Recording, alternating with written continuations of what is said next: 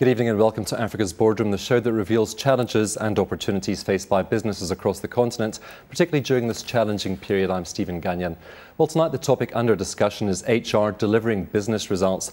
My panel consists of Jill Smart, Chief Human Resources Officer at Accenture, Steve Smith, the Senior Executive at Accenture South Africa, Elsie Pule, Acting HR Director for Eskom, and Jonathan Cook, Executive Director and Senior Lecturer at GIBS. Welcome everybody, thanks for coming in. Jill, I'll start with you. We've been through a very difficult period economically around the globe and here in South Africa. Do you think that it has actually affected the HR functioning of companies? I do think that it's really affected the HR function and that it was a real important time for HR to step up as a true business partner. From an Accenture perspective globally, we run very globally, and the biggest challenge was with our clients not necessarily being able to predict what they would need from us.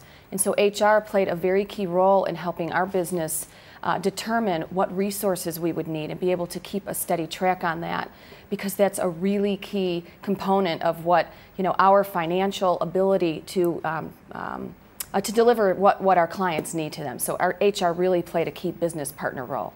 Well, Jonathan, do you think that HR did rise to the challenge over the past year and a half? Some did. There have been some excellent responses to the challenge where people have actually got business advantage out of the pressure. A hard load may be to believe that, but they have. I think the large majority have floundered to a certain extent and certainly taken stress. And as we've spoken to our partner companies and with our MBA students, in fact, there's a huge amount of stress around and pressure. So I think the pressure has told corporately and also individually on HR people. Well, Steve, how can you make this challenge into an opportunity? How could HR departments have actually making the best of this opportunity? What I've seen is that the HR functions are really under the spotlight at the moment. Just prior to the difficult times, they were under the spotlight in the sense of having to find talent and get talent to the right places and so on. Now it's how they deal with their talent that they've got in the most effective way, focusing on core and critical skills and so on. And if HR as a function is not the function that is the catalyst to drive that forward, then in fact they're not rising to the challenge from their perspective. So the opportunity really has been around dealing with that component. And as Jonathan mentioned, within the South African context, certainly there's a cross-section. And we certainly don't find them all having made the most of the opportunity from that perspective, but there's some real shining stars that have come through, and where HR now really has positioned themselves at the boardroom, on the boardroom, in terms of making strategic decisions. Elsie, has Eskom made the most of the opportunity? Has the HR function at Eskom risen to the challenge? I definitely think so. Practicing HR during time of plenty is very different practicing it during financial constraints. And if I look at what we've tried to achieve during the course of this year, particularly through the wage negotiations and so on, I think HR has risen to the occasion, but we still have a long way to get there. Jill, do you think that companies have been so busy putting out the fires over the past year and also focusing on retrenchments and trying to retain top talent at the same time that they've actually taken their eye off the ball, perhaps?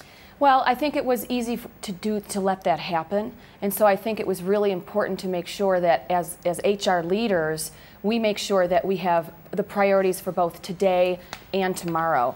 At Accenture, actually our CEO, Bill Green, one of the things that he always focuses on in setting our strategic direction is a foot in today and a foot in tomorrow. And so from an HR perspective, we made sure that we had people focused on both the today and the tomorrow, and both the people as individuals and the business. And just a comment kind of on what we were talking about before in terms of which HR functions stepped up and which didn't.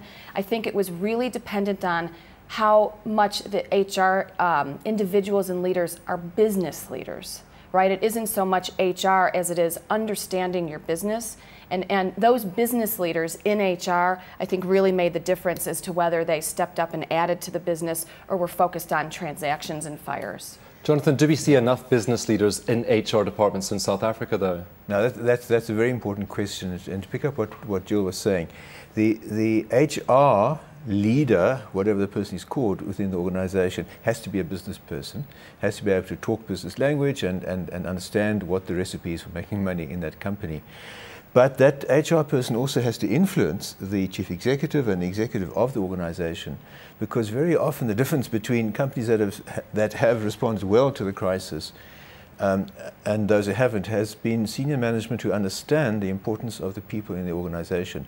The HR director on his or her own may not be able to make the difference, but she or he can make the difference by influencing the executive to say, we have to retain our stars, these are our stars, that's why we have to retain them. A foot in tomorrow means if we don't have these stars here tomorrow when the recovery comes, we're going to be at a disadvantage. So yes, the HR person has to be a business person, and we find that probably the MBA, for example, in our language, would be a better qualification in many respects than a further specialist qualification into HR.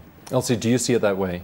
Yes, I agree. I don't think you'd be able to just practice HR without influencing business and being part of business on a daily basis.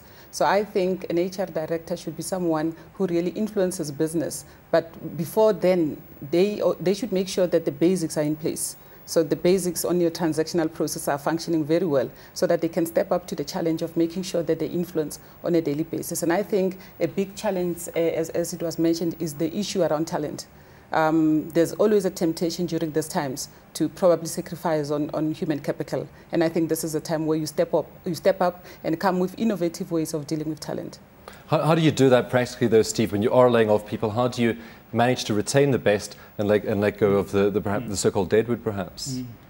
Well, I think it is about where talent falls within the strategic agenda of the organisation, and so from that point of view, to make sure and to pick up on Elsie's point that she mentioned, if you in fact haven't got the foundations in place, your HR leader ultimately is going to be somebody who has all these great dreams and aspirations, but really the delivery of those will just be words from that point of view. And so the big challenge that we've experienced and that we've seen during this time is that the HR leader has been called to put in the spotlight, but their ability to be able to respond has been very much dependent on whether they have the organization, and what I mean by organization is the infrastructure, people, processes, technology to in fact support that. And that gives them the right to be able to deal with the other executive leaders from a data point of view. So from a data point of view and from a point of view which is a solid foundation. And that for me has been one of the big awakenings almost during this difficult period right now, is that the HR director, who is one who ultimately was able to just to talk the good talk, have 15 different strategic initiatives which they are driving out, that's changed. That has really been brought into the spotlight right now, and they've got to be able to show that within those 2 or 3 things that they really are doing and doing well, it's delivering business value. And in fact, when it comes to talent, to link back to that point then, to be able to understand what is my critical and core talent, how does that tie back to the business strategy? Because that's what key. You can't deal with talent in a totally homogeneous way. You've got to be able to segment that, understand that talent, what drives that talent, and then be able to make sure you're addressing those talent needs from that point of view. And it's only with that being able to have the data, the information, to be able to do that, the people with the right sort of skills and so on, and pulling it all together in a way in which it all makes sense. That's how you in fact deal with a talent issue as a strategic business imperative.